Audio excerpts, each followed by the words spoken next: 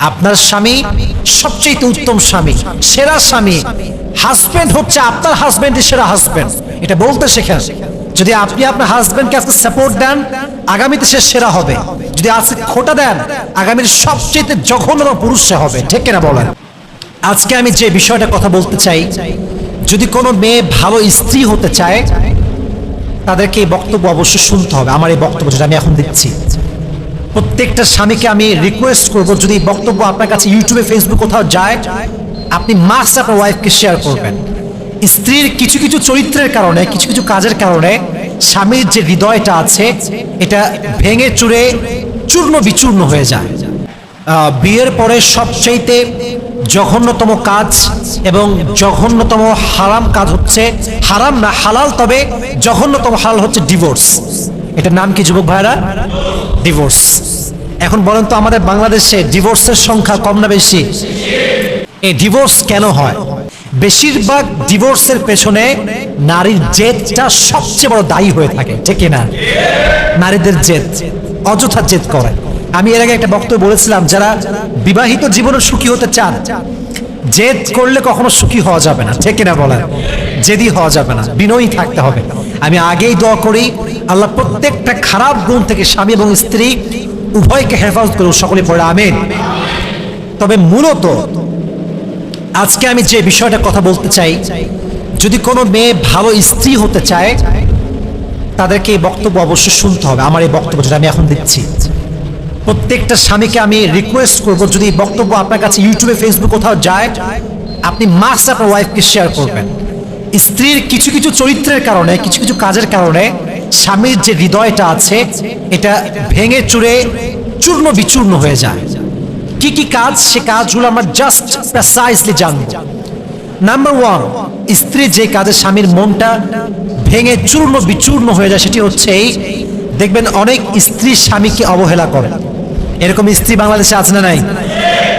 প্রচুর পরিমাণে অবহেলা করে। আমি বিশ্বাস করি, আপনি যাকে ভালোবাসবেন সে হচ্ছে আপনার জীবনের সবচেয়ে গুরুত্বপূর্ণ মানুষ।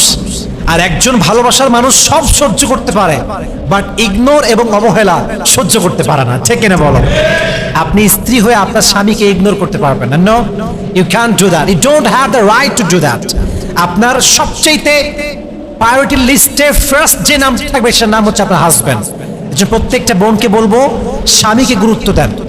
যেই মেয়ের স্বামী বেঁচে আছে, তার জীবনে তার আত্মার দাম আছে, তার শরীরের দাম আছে, তার চরিত্রের দাম আছে, তার ব্যক্তিত্বের দাম আছে। যার স্বামী যখন মারা যায়, সমাজের কাছে সবচাইতে অবহেলিতা মেয়ে সে হয়ে যায়। ঠিক কিনা বলেন? এসব বন্ধুকে বলবো, আমার দয়া করে মেহেরবানি করে স্বামীকে অবহেলা করবেন না। আল্লাহ আমাদের বোনদেরকে সেই তৌফিক দান করুক। সকলেই পড়া আমিন। অনেক সময় দেখা যায় যে স্বামী একজন জব হোল্ডার অথবা একজন বিজনেস ম্যাগনেট, সে বাহির থেকে আসছেন, হি ইজ ভেরি টায়ার্ড, তার খাবার লাগবে, কিন্তু বোন দেখা যাচ্ছে, মানে যিনি বউ, আমাদের বোন মাশাআল্লাহ বসে বসে টিভি দেখতেছে, সিরিয়াল দেখতেছে। স্বামী যে আসছে তাকে একটু খেদমত করবে, খাবারটা দিবে, শি হ্যাজন্ট দ্যাট সেন্স। ইচ্ছা মতো সিরিয়াল দেখতেছে, এটা ঠিক না। এটা হচ্ছে part of, what can I say, part of ignoring.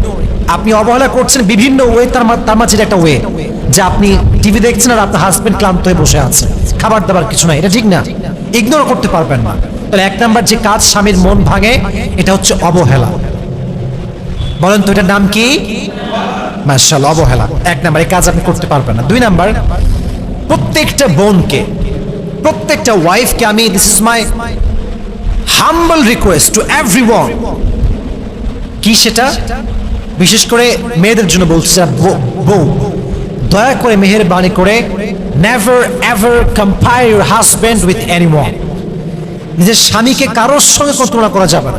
অনেক মেয়ে আছে দেখবেন, স্বামীকে বলে, আরে আমার বান্ধবীর স্বামীকে দেখো, সরকারি চাকরি করে, আইফোন কিনে দিয়েছে, লেহেঙ্গা কিনে দিয়েছে, দামি গাড়িতে করে ঘোরাচ্ছে, রেস্টুরেন্টে খাওয়াচ্ছে। No, you cannot compare your husband with anyone. আপনার স্বামী সবচেয়ে উত্তম স্বামী, সেরা স্বামী। হাজবেন্ড হচ্ছে আপনার হাজবেন্ডের সেরা হাজবেন্ড, এটা বলতে শেখেন। যদি আপনি আপনার হাজবেন্ডকে আজকে সাপোর্ট দেন, আগামীতে সে সেরা হবে। যদি আজকে খোটা দেন, আগামীর সবচেয়ে জঘন্যতম পুরুষ সে হবে। ঠিক কিনা বলেন? এর জন্য আমার বন্ধুকে বলবো, বোনেরা আমার, প্লিজ দয়া করে মেহেরবানি করে আপনার স্বামীকে দয়া করে কারোর সাথে কোনো কম্পেয়ার করবেন না। আপনার স্বামী, your husband is just totally out of any kind of comparison. He is just out of comparison. তার কোনো তুলনা হয় না। আপনার সেরা মানুষ হচ্ছে সে। আল্লাহ আমার বন্ধুদেরকে সে তৌফিক দান করুন, সকলে পড়া আমিন। আল্লাহর হাবিব নিষেধ করেছেন যে তোমার স্বামীকে কারোর সাথে কোনো তুলনা করো না, এতে করে তোমার স্বামীর মনটা ভেঙে যায়। 2 নম্বর বিষয়। 3 নম্বর যে বিষয়টা স্ত্রীদের স্বামীদের মন ভেঙে দেয় সেটি হচ্ছে এই, অনেক সময় অনেক স্ত্রী দেখবেন কি করে জানেন, নিজের আব্বা আম্মা আসলে খুব যত্নশীল, শ্বশুর শাশুড়ি আসলে আর চোখ তুলেও তাকায় না। এরকম মেয়ে বাংলাদেশে আছে না নাই? অনেক আছে। শ্বশুর শাশুড়ি আসলে না কোনো সেবা করবে না, ভাত আগায় খাওয়াবে না, ভালো রান্না করবে না, বাট নিজের আব্বা আম্মা আসলে বাপ রে বাপ, যত আইটেম আছে, গরুর গোস্ত, মুরগির গোস্ত, হাঁসের গোস্ত, চিংড়ি মাছ, আলু ভর্তা, ডাউল, ডিম, একাকার অবস্থা। কিন্তু শ্বশুর শাশুড়ি আসলেন না, ওই মায়াটাই থাকে না। এটা খুবই খারাপ জিনিস। স্বামী এটাকে অনেক অপছন্দ করে। স্বামীর জীবনের বড় একটা অংশ হচ্ছে আব্বা এবং মা। আমার বউ যদি আমার আব্বা আম্মাকে ভালোবাসে, আমি আমার বউকে ভালোবাসবো। আমার আব্বা আম্মাকে যদি আমার বউ সম্মান না করে, আমার মন থেকে যে ভালোবাসাটা আসতো এটা কখনো আসবে না। ঠিক না বলেন যুবক ভাইরা? তাহলে আমার বন্ধুকে অনুরোধ করব, মেহেরবানি করে আপনার স্বামীর যেই রিলেটিভস আছে, স্পেশালি প্যারেন্টস, এদের প্রতি আপনাকে কেয়ারিং হতে হবে, লাভিং হতে হবে। আল্লাহ আমাদের বন্ধুদেরকে এটা বোঝার তৌফিক দান করুক, সকলেই মন খুলে পড়ে আমিন। তাহলে 1 নাম্বার বললাম, স্বামীকে ইগনোর করা যাবে না। 2 নাম্বার কারণ বললাম, যে কোনো স্বামীর মন ভেঙে যায় সেটা হচ্ছে স্ত্রী যখন স্বামীকে অন্যের সঙ্গে কম্পেয়ার করে, এটা হচ্ছে 2 নাম্বার। 3 নাম্বার হচ্ছে মেহেরবানি করে প্রত্যেকটা বোনকে বলবো, নিজের স্বামীর যে রিলেটিভস আছে, আত্মীয় স্বজন আছে, এদের সঙ্গে আপনি ভালো ব্যবহার করেন। এবং আরেকটি বিষয়, এটা খুবই গুরুত্বপূর্ণ, সেটা হচ্ছে স্বামী যা চায় তার বিরুদ্ধাচরণ করা। এটা মারাত্মক বড় ফিতনার জিনিস। সেটা কি জানেন? অনেক মেয়ে দেখবেন বেপর্দায় চলে। স্বামী চায় আমার বউটা পর্দা করুক, পর্দা করে থাকুক, বউ মানতে চায় না, আমি বেপর্দায় ঘুরবো, সিনেমা হলে যাব, বান্ধবীর সঙ্গে আড্ডা দিব, রেস্টুরেন্টে বসে কফি খাবো বেপর্দায়। এটা স্বামীর ইচ্ছার বাহিরের কাজ, এটা করবেন না। আল্লাহ আমাদের প্রত্যেকটা বোনকে স্বামীর আনুগত্য হয়ে চলার তৌফিক দান করুন, সকলে পড়া আমিন।